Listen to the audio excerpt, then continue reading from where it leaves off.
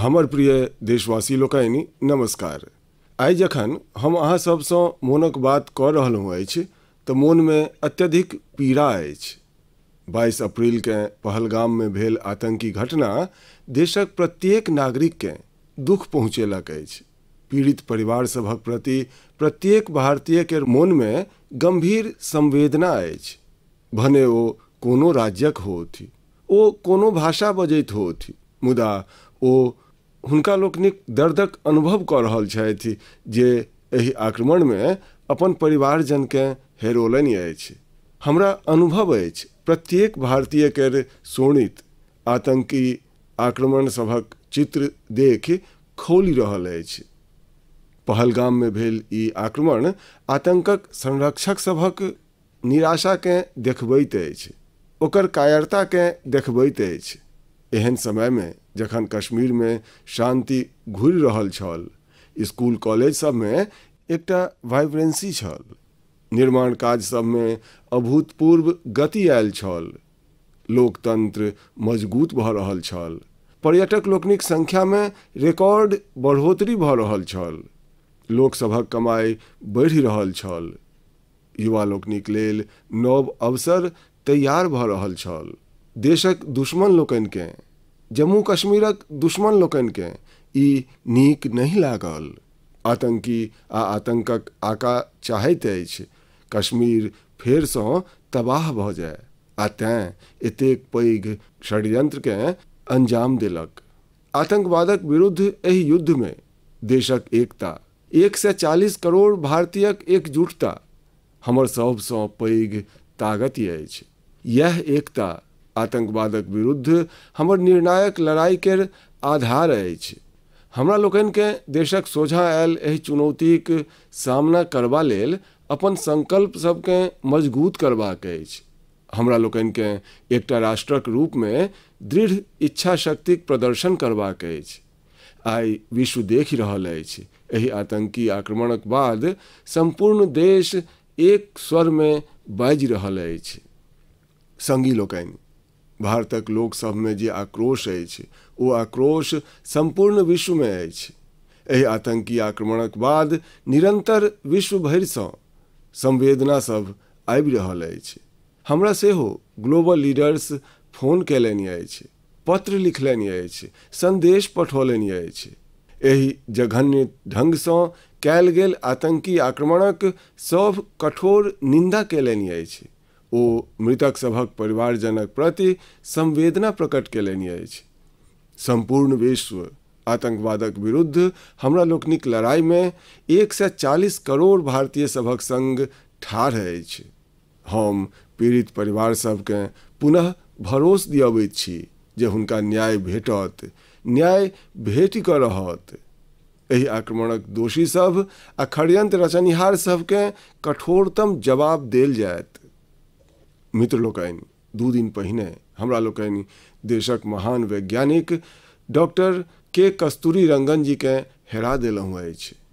जखन कहियो कस्तूरीरंगन जीसँ भेंट भेल, हमसभ भारतक युवा लोकनिक टैलेंट, आधुनिक शिक्षा, स्पेस साइंस सन विषय सब पर बहुत चर्च करैत छलहुँ। विज्ञान, शिक्षा आ भारतक अंतरिक्ष कार्यक्रमकेँ नव उचास देबामे हुनक योगदानकेँ सदैव मोन राखल जायत। हुनक नेतृत्वमे इसरोकेँ एकटा नव पहचान भेटलैक। हुनक मार्गदर्शनमे जे स्पेस प्रोग्राम आगाँ बढ़ल, ओहिसँ भारतक प्रयास सभकेँ वैश्विक मान्यता भेटलै। आइ भारत जाहि सैटेलाइट सभक उपयोग करैत अछि, ओहिमे सँ कतेको डॉक्टर कस्तूरीरंगनक देखरेखमे लॉन्च कयल गेल छल। हुनक व्यक्तित्वक एकटा आर विशेष बात छल जाहिसँ युवा पीढ़ी हुनकासँ सीख सकैत अछि। ओ सदैव इनोवेशनकेँ महत्व देलनि। किछु नव सिखनाइ, जननाइ आ नव करबाक दृष्टि बहुत प्रेरित करयवला अछि।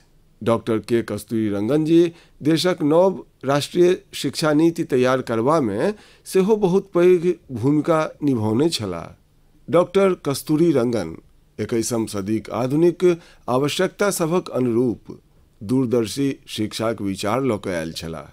देशक निस्वार्थ सेवा आ राष्ट्र निर्माणमे हुनक योगदान के सदैव मोन राखल जायत। हम डॉक्टर के कस्तूरी रंगन जी के विनम्र भाव से श्रद्धांजलि अर्पित करैत छी। हमर प्रिय देशवासी लोकनि, एहि मास अप्रैल में आर्यभट्ट सैटेलाइटक लॉन्चिंगक 50 बरख पूर्ण भेल अछि। आइ जखन हमरा लोकनि पाछाँ घुरि कऽ तकै छी, 50 बरखक एहि यात्रा के मोन पारैत छी, तऽ लगैत अछि जे हमरा सब कतेक नमहर दूरी तय केलहुँ अछि। अंतरिक्ष में भारतक सपना सभक ई उड़ान एक समय मात्र हौस सँ आरंभ भेल छल। राष्ट्र लेल किछु करबाक भाव रखने किछु युवा वैज्ञानिक, हुनका लग ने तऽ आइ जकाँ आधुनिक संसाधन छल, ने संसारक टेक्नोलॉजी धरि ओहन पहुँच छल। यदि किछु छल तऽ ओ छल प्रतिभा, लगन, मेहनति आ देश लेल किछु करबाक भाव। कटही गाड़ी आ साइकिल सब पर महत्वपूर्ण उपकरण के स्वयं लऽ कऽ जाइत हमर वैज्ञानिक सभक चित्र सबके अहूँ देखने हैब। ओही लगन आ राष्ट्र सेवाक भावनाक परिणाम अछि जे आइ एतेक किछु बदलि गेल अछि। आइ भारत एकटा ग्लोबल स्पेस पावर बनि गेल अछि। हमरा लोकनि एक संग 104 सैटेलाइट के लॉन्च कऽ कऽ रिकॉर्ड बनौने छी।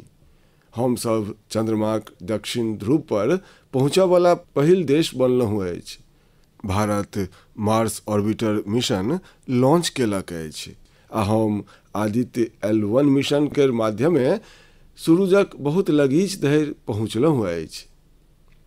आइ भारत संपूर्ण विश्व में सबसँ बेसी कॉस्ट इफेक्टिव मुदा सफल अंतरिक्ष कार्यक्रम के नेतृत्व कऽ रहल अछि। विश्वक कतेको देश अपन सैटेलाइट्स आ स्पेस मिशन लेल इसरोक मदति लैत अछि।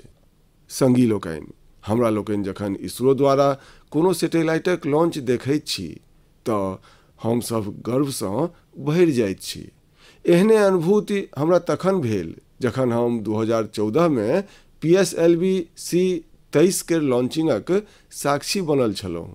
2019 में चंद्रयान 2 के लैंडिंग के क्रम में सेहो हम बेंगलुरुक इसरो सेंटर में उपस्थित छलहुँ। ओहि समय चंद्रयान के ओहन अपेक्षित सफलता नहीं भेटल छलै। तखन वैज्ञानिक लोकनि लेल ओ बहुत कठिन समय छल, मुदा हम अपन आँखिसँ वैज्ञानिक लोकनिक धैर्य आ किछु करबाक भाव सेहो देखि रहल छलहुँ। आ किछु बरखक बाद संपूर्ण विश्व सेहो देखलक जे कोना वैह वैज्ञानिक सब चंद्रयान 3 के सफल कऽ कऽ देखौलनि। संगी लोकनि, आब भारत अपन स्पेस सेक्टर के प्राइवेट सेक्टर लेल सेहो खोलि देलक अछि। आइ बहुत रास युवा स्पेस स्टार्टअप में नव झंडा फहरा रहल छथि।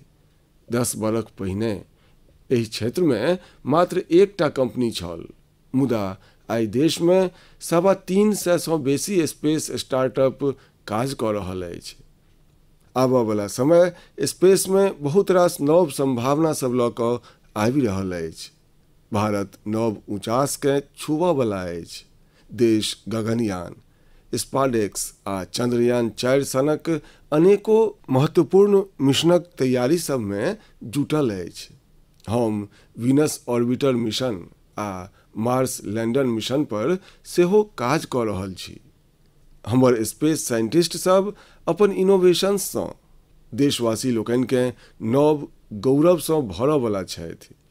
संगी लोकनि, पिछला मास म्यांमार में आयल भूकंपक डरबऽ वाला चित्र सब अहाँ लोकनि अवश्य देखने हैब। भूकंप सँ ओतऽ बहुत पैघ तबाही आयल। मलबा में फंसल लोक सभक लेल एक एक सांस, एक एकटा क्षण कीमती छल। तें भारत म्यांमारक हमर भाई बहिन सभक लेल तुरंत ऑपरेशन ब्रह्मा शुरू केलक। एयरफोर्सक एयरक्राफ्ट सँ लऽ कऽ नेवीक जहाज धरि म्यांमारक मदतिक लेल विदा भऽ गेल। ओतऽ भारतीय टीम एकटा फील्ड हॉस्पिटल तैयार केलक। इंजीनियर सभक एकटा टीम मुख्य भवन आ आधारभूत संरचना सबके भेल नुकसानक आकलन करबा में मदद केलक। भारतीय दल ओतऽ कंबल, टेंट, स्लीपिंग बैग्स, दवाई खेबाक पीबाक सामग्रीक संगहि आर सेहो बहुत रास वस्तु सभक आपूर्ति केलक। एहि अवधि में भारतीय टीम के ओतुका लोक सबसँ बहुत रास प्रशंसा सेहो भेटलनि। संगी लोकनि, एहि संकट में साहस, धैर्य आ सूझबूझक कतेको मर्मस्पर्शी उदाहरण सोझा आयल। भारतक टीम 70 बरखसँ बेसी वयसक एकटा बुजुर्ग महिला के बचौलक, जे मलबा में 18 घंटासँ दबल छल। जे सब एखन टीवी पर मोनक बात देखि रहल छी, हुनका ओहि बुजुर्ग महिलाक मुँह सेहो देखा रहल हैत। भारत सँ गेल टीम हुनक ऑक्सीजन लेवल के स्थिर करबासँ लऽ कऽ फ्रैक्चरक इलाज धरि इलाजक प्रत्येक सुविधा उपलब्ध करेलक। जखन एहि बुजुर्ग महिला के अस्पताल सँ छुट्टी भेटलनि तऽ ओ हमर टीमक बहुत आभार जतेलनि। ओ कहलनि जे भारतीय बचाव दलक कारणे हुनका नव जीवन भेटलनि अछि। बहुत रास लोक सब हमर टीम के बतेलनि जे हुनका कारणे ओ अपन संगी आ संबंधी सबके ताकि सकलाह।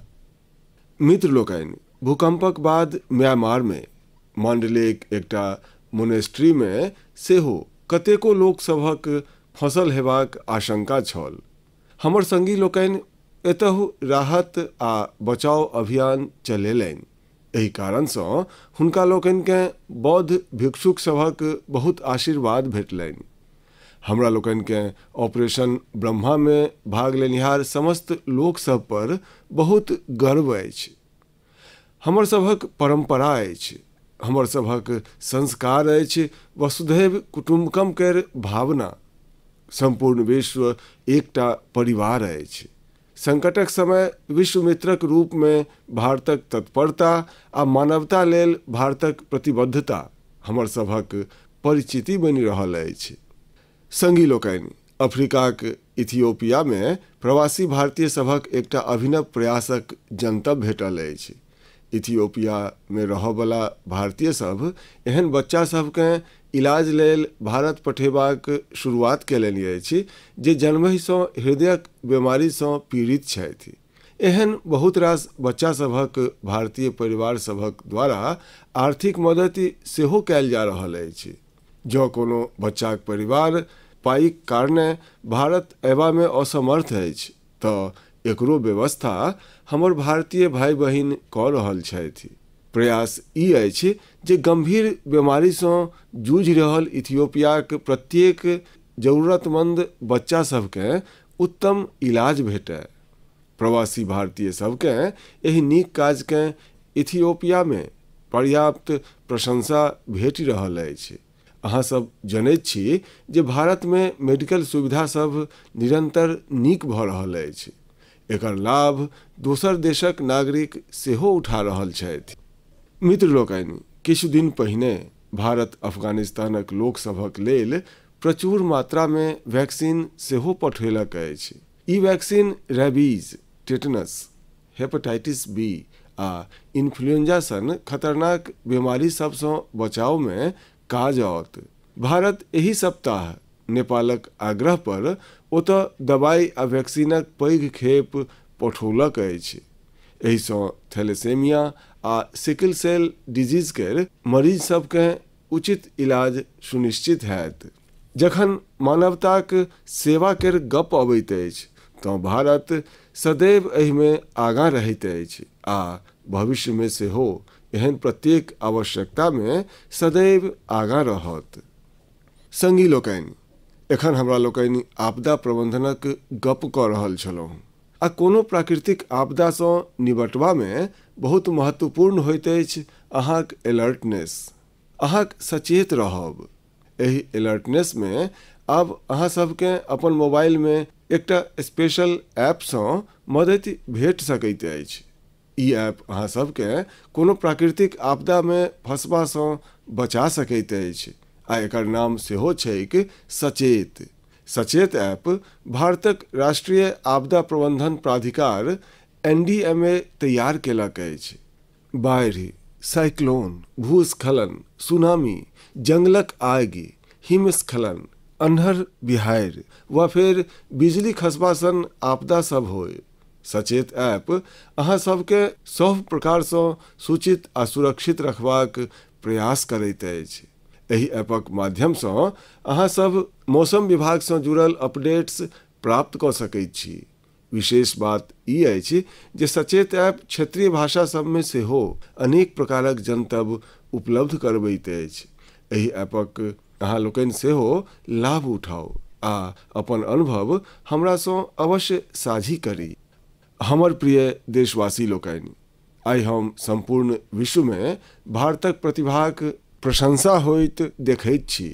भारतक युवा लोकनि भारतक प्रति विश्वक दृष्टि बदलि देलनि अछि आ कोनो देशक युवाक रुचि कोन दिस अछि, केम्हर अछि, ओहिसँ पता चलैत अछि जे देशक भविष्य केहन हैत। आइ भारतक युवा विज्ञान, तकनीकी आ इनोवेशन दिस बढ़ि रहल छथि। एहन क्षेत्र जकर परिचिति पहिने पिछड़ापन आ दोसर कारण सबसँ होइ छल, ओतहु युवा लोकनि एहन उदाहरण प्रस्तुत केलनि अछि जे हमरा लोकनिकेँ नव भरोस दैत अछि। छत्तीसगढ़क दांतेवाड़ाक विज्ञान केंद्र आइ काल्हि सभक ध्यान खींचि रहल अछि। किछु समय पहिने धरि दांतेवाड़ाक नाम मात्र हिंसा आ अशांति लेल जानल जाइ छल, मुदा आब ओतय एकटा साइंस सेंटर बच्चा सब आ हुनक माता पिता लेल उम्मेदक नव किरण बनि गेल अछि। एहि साइंस सेंटरमे जायब बच्चा सबकेँ खूब पसिन पड़ि रहल छनि।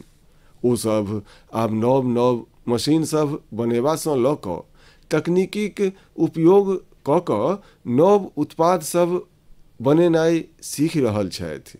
हुनका 3D प्रिंटर्स आ रोबोटिक कार सभक संगहि दोसर इनोवेटिव वस्तु सभ दऽ जनबाक अवसर भेटलनि अछि। एखन किछु समय पहिने हम गुजरात साइंस सिटीमे सेहो साइंस गैलरीज केर उद्घाटन केने छलहुँ। एहि गैलरी सबमे ई झलकी भेटैत अछि जे आधुनिक विज्ञानक पोटेंशियल की अछि, विज्ञान हमरा सब लेल कतेक किछु कऽ सकैत अछि। हमरा जनतब भेटल अछि जे एहि गैलरी सबकेँ लऽ कऽ ओतऽ बच्चा सबमे बहुत उत्साह अछि। विज्ञान आ इनोवेशन के प्रति ई बढ़ैत आकर्षण अवश्य भारतकेँ नव ऊँचास पर लऽ जायत। हमर प्रिय देशवासी लोकनि, हमर देशक सबसँ पैघ ताकति हमर 140 करोड़ नागरिक छथि। हुनक सामर्थ्य छनि, हुनक इच्छा शक्ति छनि। आ जखन करोड़ों लोक एक संग कोनो अभियानसँ जुड़ि जाइ छथि तऽ ओकर प्रभाव बहुत पैघ होइत अछि। एकर एकटा उदाहरण अछि एकटा गाछ मायक नाम। ई अभियान ओहि मायक नाम अछि जे हमरा जन्म देलनि, आ ई ओहि धरती माय लेल सेहो अछि जे हमरा अपन कोरामे धारण केने रहै छथि। संगी लोकनि, 5 जूनकेँ विश्व पर्यावरण दिवस पर एहि अभियानक 1 बरख पूर्ण भऽ रहल अछि। एहि 1 बरखमे एहि अभियानक अंतर्गत देश भरिमे माय केर नाम पर 140 करोड़सँ बेसी गाछ लगाओल गेल अछि। भारतक एहि शुरुआतकेँ देखैत देशक बाहर सेहो लोकसभ अपन मायक नाम पर गाछ लगौलनि अछि। अहाँ लोकनि सेहो एहि अभियानक हिस्सा बनी, जाहिसँ 1 बरख पूर्ण हेबा पर अपन सहभागिता पर अहाँ सब गर्व कऽ सकी। संगी लोकनि, गाछ सबसँ शीतलता भेटैत अछि, गाछक छाहरिमे गर्मीसँ राहत भेटैत अछि, ई हमसभ जनै छी। मुदा गत दिन हम एहिसँ जुड़ल एकटा आर एहन खबरि देखलहुँ जे हमर ध्यान आकर्षित केलक। गुजरातक अहमदाबाद शहरमे पछिला किछु बरखमे 70 लाखसँ बेसी गाछ लगाओल गेल अछि। ई गाछ सब अहमदाबादमे ग्रीन एरिया बड्ड बढ़ा देलक अछि। एकर संग संग साबरमती नदी पर रिवर फ्रंट बनलासँ आ कांकरिया झील सन किछु झील सभक पुनर्निर्माणसँ एतऽ वाटर बॉडीज केर संख्या सेहो बढ़ि गेल अछि। आब न्यूज रिपोर्ट्स कहैत अछि जे विगत किछु बरखमे अहमदाबाद ग्लोबल वार्मिंगसँ लड़ाई लड़यवला प्रमुख शहर सब में से एक भ गेल अछि। एहि परिवर्तन के वातावरण में आयल शीतलता के ओतुका लोक सब सेहो अनुभव कऽ रहल छथि। अहमदाबाद में लागल गाछ ओतऽ नव खुशहाली अनबाक कारण बनि रहल अछि। हमर अहाँ सबसँ पुनः आग्रह अछि जे धरतीक स्वास्थ्य ठीक रखबा लेल, जलवायु परिवर्तनक चुनौती सबसँ बचबा लेल आ अपन बच्चा सभक भविष्य सुरक्षित करबा लेल गाछ अवश्य लगाबी। एकटा गाछ मायक नाम। मित्र लोकनि, एकटा बड़ पुरान कहबी अछि, जतऽ चाह ओतऽ राह। जखन हमरा लोकनि किछु नव करबा लेल ठानि लैत छी तऽ लक्ष्य सेहो अवश्य भेटैत अछि। अहाँ सब पहाड़ में उगयवला सेब तऽ खूब खेने हैब, मुदा यदि हम पूछी जे की अहाँ सब कर्नाटकक सेबक स्वाद चिखने छी तऽ अहाँ सब आश्चर्यचकित भऽ जायब। प्रायः हमरा लोकनि बुझैत छी जे सेबक उपजा पहाड़े में होइत अछि, मुदा कर्नाटकक बागलकोट में रहयवला श्रीशैल तेली जी मैदानों में सेब उगा देलनि अछि। हुनक कुलाली गाम में 35 डिग्री सँ बेसी तापमान में सेहो सेबक गाछ फल देबऽ लागल अछि। वस्तुतः श्री शैल तेली के खेतीक शौक छलनि तऽ ओ सेबक खेती के सेहो अजमेबाक प्रयास केलनि आ हुनका एहि में सफलता सेहो भेटलनि। आइ हुनक लगायल सेबक गाछ सब पर पैघ मात्रा में सेब उगैत अछि, जकरा बेचला सँ हुनका नीक कमाई सेहो भऽ रहल छनि। संगी लोकनि, आब जखन सेबक चर्च भऽ रहल अछि तऽ अहाँ सब किन्नौरी सेबक नाम अवश्य सुनने हैब। सेबक लेल प्रसिद्ध किन्नौर में केसरक उत्पादन होबऽ लागल अछि। प्रायः हिमाचल में केसरक खेती कमे होइत छल, मुदा आब किन्नौरक सुन्नर सांगला घाटी में सेहो केसरक खेती होबऽ लागल अछि। एहने एकटा उदाहरण केरलक वायनाडक अछि। एतहु केसर उगेबा में सफलता भेटल अछि आ वायनाड में ई केसर कोनो खेत वा माटि में नहीं अपितु एरोपोनिक्स तकनीकी सँ उगाओल जा रहल अछि। किछु एहने आश्चर्यचकित करऽ वाला काज लीचीक पैदावारक संग भेल अछि। हमरा लोकनि सुनैत आबि रहल छलहुँ जे लीची बिहार, पश्चिम बंगाल वा झारखंड में उगैत अछि, मुदा आब लीचीक उत्पादन दक्षिण भारत आ राजस्थान में सेहो भऽ रहल अछि।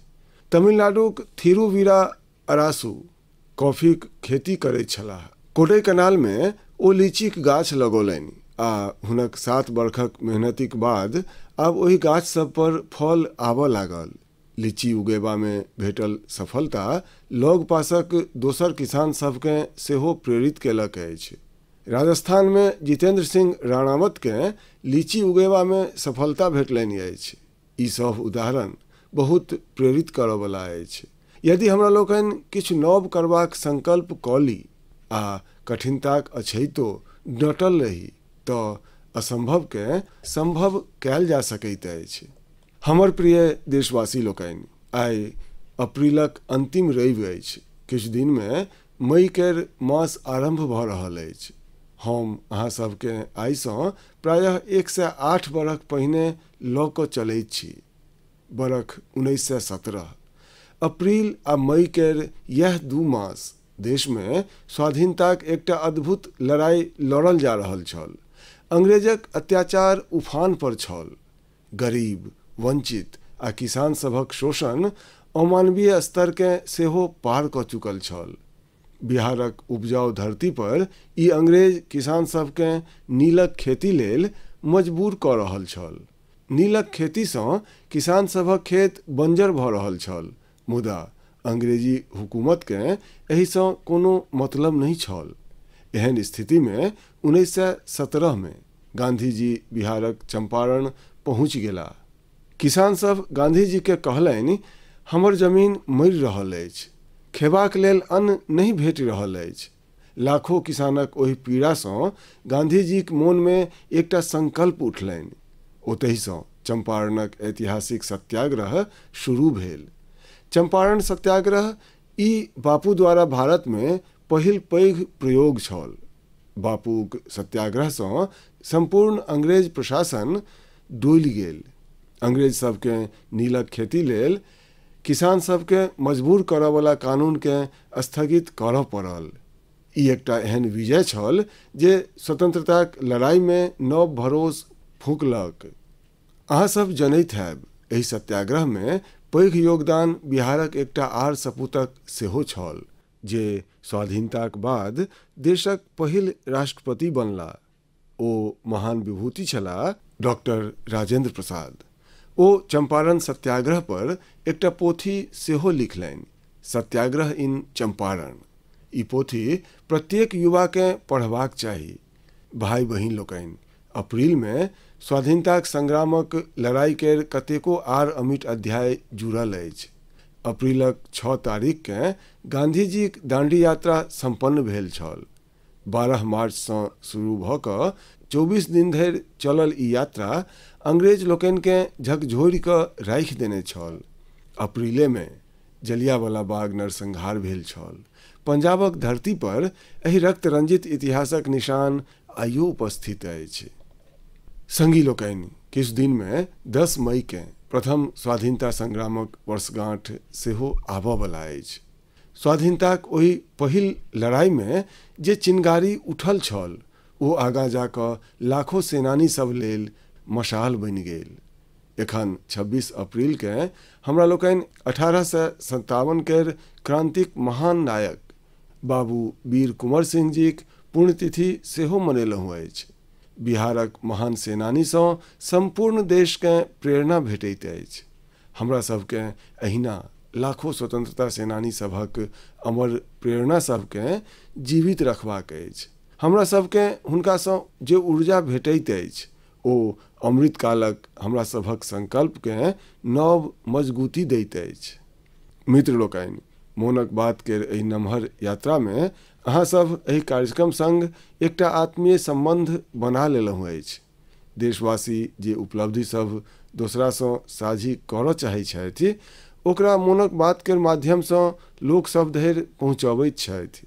अगिला मास हमरा लोकनि पुनः मिलि कऽ देशक विविधता, गौरवशाली परंपरा आ नव उपलब्धि सभक गप करब। हमरा सब एहन लोक द जानब जे अपन समर्पण आ सेवा भावना सँ समाज में परिवर्तन आनि रहल छथि। पहिने जकाँ अहाँ सब हमरा अपन विचार आ सुझाव पठबैत रही। धन्यवाद। नमस्कार।